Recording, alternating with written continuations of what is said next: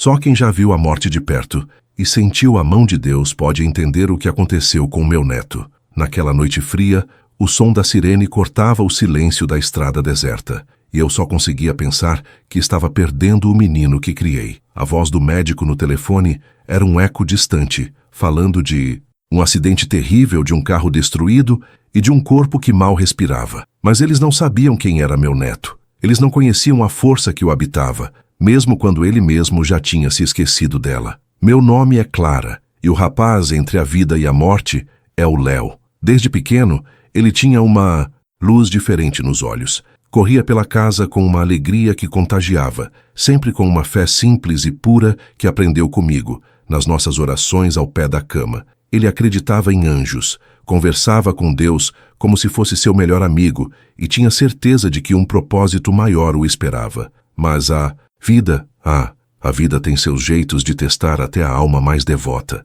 A adolescência trouxe ventos fortes, amizades que o desviaram e um vazio que ele tentou preencher com o barulho do mundo. Aquele brilho nos olhos foi se apagando, substituído por uma sombra de dúvida e uma pressa em viver que o afastava cada vez mais daquele menino que um dia fui. Nos meses que antecederam o acidente, a distância entre nós era um abismo. Nossas conversas, antes cheias de risos e confidências, tornaram-se raras e superficiais. Eu via meu neto se perder em um labirinto de escolhas erradas, buscando aprovação, em lugares onde só encontrava mais solidão. Eu orava em silêncio, pedindo a Deus que o trouxesse de volta, que o protegesse, mesmo quando ele não queria ser protegido. Naquela noite, ele pegou o carro depois de uma discussão feia com os pais, o coração pesado de raiva e dor. Ele só queria fugir, acelerar até que o mundo ficasse para trás. Foi quando, numa curva traiçoeira, sob a chuva fina que começava a cair, ele perdeu o controle. O carro capotou, deslizando pelo asfalto como uma folha seca, até se chocar violentamente contra uma velha árvore na beira da estrada. O silêncio que se seguiu foi mais assustador que o barulho da batida. Se histórias de fé e superação tocam o seu coração, considere se inscrever no canal para não perder o desenrolar deste testemunho. Naquele instante, enquanto os paramédicos corriam para salvá-lo, meu neto não fazia ideia de que o céu estava prestes a travar uma batalha por sua vida, uma que começou muito antes daquela curva fatal. No hospital, o cheiro de antisséptico parecia impregnar a alma, um odor frio que contrastava com o calor das minhas preces. As horas se arrastavam, lentas e cruéis, enquanto Léo permanecia imóvel, um prisioneiro, silencioso em seu próprio corpo. Os médicos, com seus jalecos brancos e olhares cansados, eram portadores de notícias cada vez mais sombrias. O trauma craniano foi severo, o inchaço não cede, dizia um, com uma honestidade brutal que não oferecia consolo. As próximas 48 horas são críticas, alertava outro, uma frase que se repetia como um mantra de desespero. Cada bip agudo das máquinas na UTI era como um martelo batendo no meu peito, um lembrete constante da fragilidade da vida que pendia por um fio. Meus filhos, os pais de Léo, estavam desolados.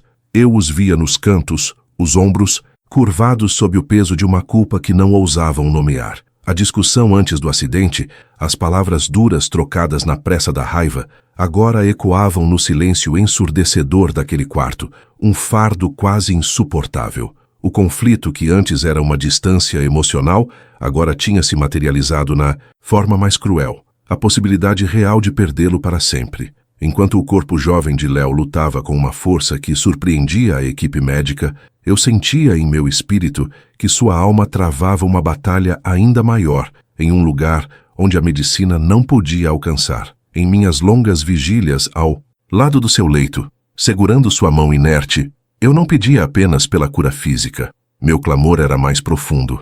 Eu pedia a Deus que o encontrasse naquele labirinto escuro, que o guiasse de volta para a luz. Lembrei-me com uma clareza dolorosa de um sonho que tive semanas antes do acidente. Eu o via, caminhando por uma estrada de neblina densa, tão espessa, que mal se via um passo à frente.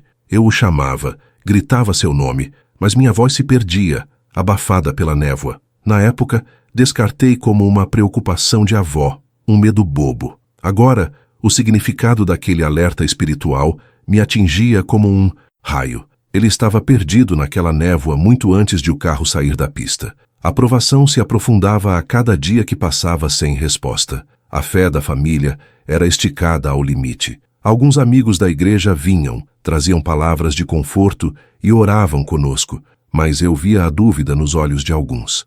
Outros mais distantes sussurravam palavras de conformismo, frases como "temos que ser realistas" ou "se for a vontade de Deus", como se a sua partida fosse um destino já selado. O antagonista não era uma pessoa, mas o próprio desespero. Era a voz sutil da dúvida que soprava nos corredores, a estatística médica que se erguia como um gigante, a sensação de impotência que tentava sufocar a chama da minha fé. O ponto mais baixo veio na segunda semana. O médico-chefe, um homem de poucas palavras e muita ciência, nos chamou para sua sala. Com gráficos e exames, ele falou sobre danos cerebrais irreversíveis e a necessidade de considerar as possibilidades realistas. Naquele instante, o chão pareceu desaparecer sob meus pés. A esperança, que eu segurava com todas as minhas forças, vacilou perigosamente. Naquele dia, enquanto o desânimo ameaçava tomar conta de todos nós, eu não. Imaginava que o céu já estava se movendo por ele, preparando uma intervenção que desafiaria toda a lógica humana e a ciência daquele hospital. A conversa com o médico foi como um balde de água gelada. A palavra irreversível pairava sobre nós, um decreto frio que tentava selar o destino de Léo. Naquela noite, vi meu filho e minha nora, os pais dele, desmoronarem. A esperança que os sustentava deu lugar a um luto antecipado, silencioso e devastador. Eles começaram a falar sobre os desejos de Léo, sobre o que ele gostaria, como se ele já não estivesse mais ali. Foi quando senti uma chama de indignação santa se acender dentro de mim. Não era raiva deles, mas daquela sentença de morte que o mundo estava tentando impor ao meu neto. Ali, no corredor frio do hospital, eu soube que precisava tomar uma decisão. A medicina havia chegado ao seu limite, mas a minha fé não. Entrei novamente no quarto da UTI, o som dos aparelhos marcando um ritmo sombrio. Ajoelhei-me ao lado da cama, o chão duro e frio contra meus joelhos cansados, e fiz algo que não fazia há anos. Eu não pedi, eu declarei. Declarei a vida sobre o meu neto. Declarei que as promessas de Deus para ele eram maiores que aquele diagnóstico. Foi uma decisão nascida no fundo da alma, um ato de teimosia espiritual. Eu disse a Deus: Senhor, os homens desistiram. Agora a luta é tua e minha. Mostra a tua glória neste lugar. Naquele momento, eu decidi que não importava o que os médicos dissessem. Eu acreditaria no milagre até o último suspiro. Era o meu ponto sem retorno. A partir daquela noite, a situação pareceu piorar, como se minha decisão de fé tivesse provocado uma reação das trevas.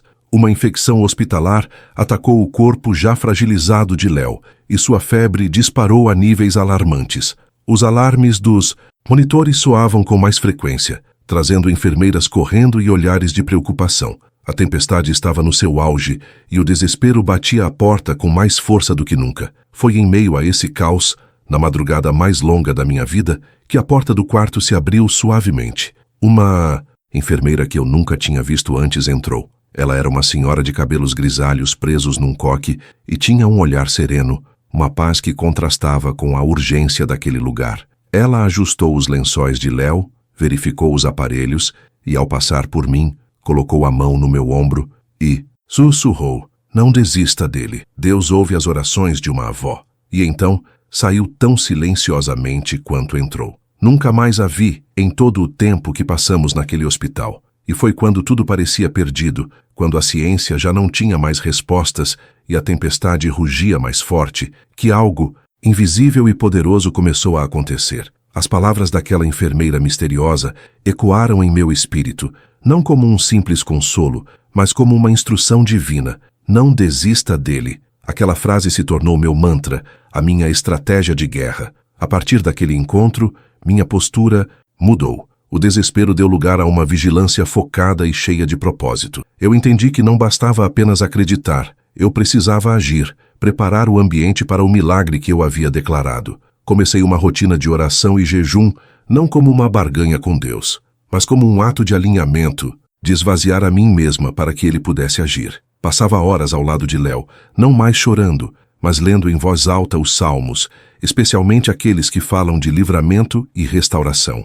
Minha voz, antes trêmula, agora era firme, enchendo aquele quarto estéril com promessas de vida. Eu sentia que precisava seguir uma direção específica. Não era algo audível, mas uma forte intuição no meu coração. Lembrei-me das feridas emocionais que levaram Léo àquele estado de rebeldia, a discussão com os pais, as amizades quebradas, a dor que ele carregava. Compreendi que a cura precisava ser completa, na alma e no corpo. Com muito cuidado e amor, conversei com meu filho e minha nora. Pedi que, ao lado do leito de Léo, eles pedissem perdão a ele, não por culpa, mas por amor. Perdão pelas palavras duras, pela incompreensão, pela distância. Foi um momento de profunda humildade e reconciliação. Entre lágrimas, eles sussurraram seus arrependimentos ao filho desacordado, liberando um perdão que, eu sentia, quebrava correntes espirituais que o prendiam. Foi depois desse ato de fé e reconciliação que algo sobrenatural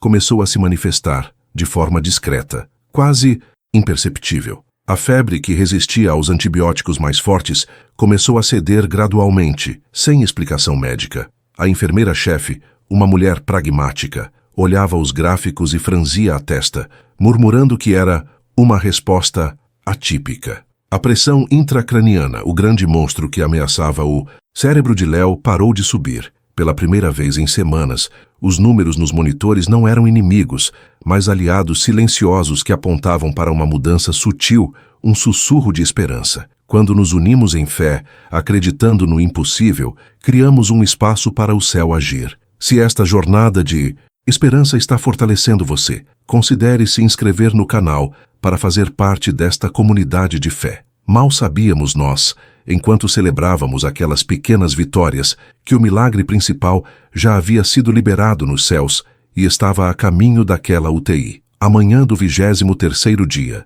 começou como as outras. O sol entrava timidamente pela janela do quarto e o ritmo dos monitores era a trilha sonora constante da nossa vigília. Mas havia algo diferente no ar, uma quietude carregada de expectativa. Eu estava sentada na poltrona ao lado da cama, lendo o Salmo 91 em voz baixa quando aconteceu. Não houve um trovão ou um clarão de luz. Foi algo muito mais íntimo e, ao mesmo tempo, infinitamente mais poderoso. Uma paz profunda e palpável começou a preencher o quarto, tão densa que parecia ter peso e substância. O ar ficou quente, como um abraço suave, e o som agudo dos aparelhos pareceu se afastar, tornando-se um zumbido distante. Eu sabia com cada fibra do meu ser que não estávamos mais sozinhos. A presença de Deus estava ali, não como um conceito, mas como uma realidade viva e pulsante. Levantei meus olhos do livro e olhei para Léo, e então eu vi. Uma única lágrima escorreu do canto do seu olho direito, traçando um caminho lento por seu rosto pálido. Em seguida, seus dedos, que permaneceram imóveis por semanas, se contraíram levemente, tocando o lençol. Meu coração parou e acelerou, tudo ao mesmo tempo. Prendi a respiração com medo de que o menor som pudesse quebrar o encanto sagrado daquele momento, e então seus lábios antes secos e entreabertos se moveram. Um som fraco, quase inaudível, escapou. Eu me inclinei, colocando meu ouvido perto de sua boca, e ouvi novamente um pouco mais claro. Vó. Naquele exato instante, os olhos de Léo se abriram. E não foi um abrir lento e confuso como os médicos previam que talvez um dia acontecesse. Ele abriu os olhos de uma vez, com clareza e foco, e olhou diretamente para mim. A névoa havia se dissipado. O vazio havia sido preenchido. O menino que eu pensei ter perdido estava de volta, olhando para mim, com a mesma luz que eu não via há anos. Chamei as enfermeiras, a voz embargada por um choro que eu não conseguia mais conter. Elas entraram correndo, esperando o pior, mas pararam, atônitas diante da cena. Léo, acordado, consciente, tentando falar meu nome. O médico-chefe foi chamado e, ao entrar no quarto e ver Léo com os olhos abertos, ficou sem palavras. Ele checou os sinais vitais, fez perguntas simples que meu neto respondia com um aceno de cabeça, e eu o vi balançar a cabeça lentamente, um misto de choque e admiração em seu rosto.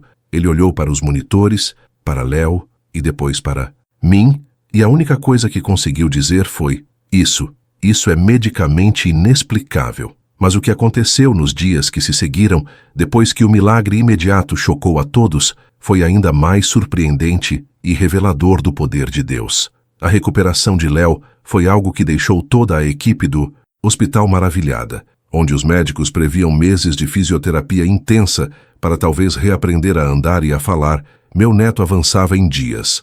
A infecção desapareceu como se nunca tivesse existido, e as funções cerebrais, que supostamente estavam danificadas de forma irreversível, mostraram-se perfeitamente intactas. Mas a verdadeira transformação não estava na rapidez com que seu corpo se curava, e sim na profunda mudança que ocorreu em sua alma. O Léo, que acordou daquele coma, não era o mesmo jovem raivoso e perdido que bateu o carro. A arrogância tinha dado lugar à humildade, o vazio a uma gratidão transbordante. Ele me contou dias depois que, enquanto estava em coma, sentia-se vagando em uma escuridão fria e solitária, até que começou a ouvir minha voz lendo os salmos.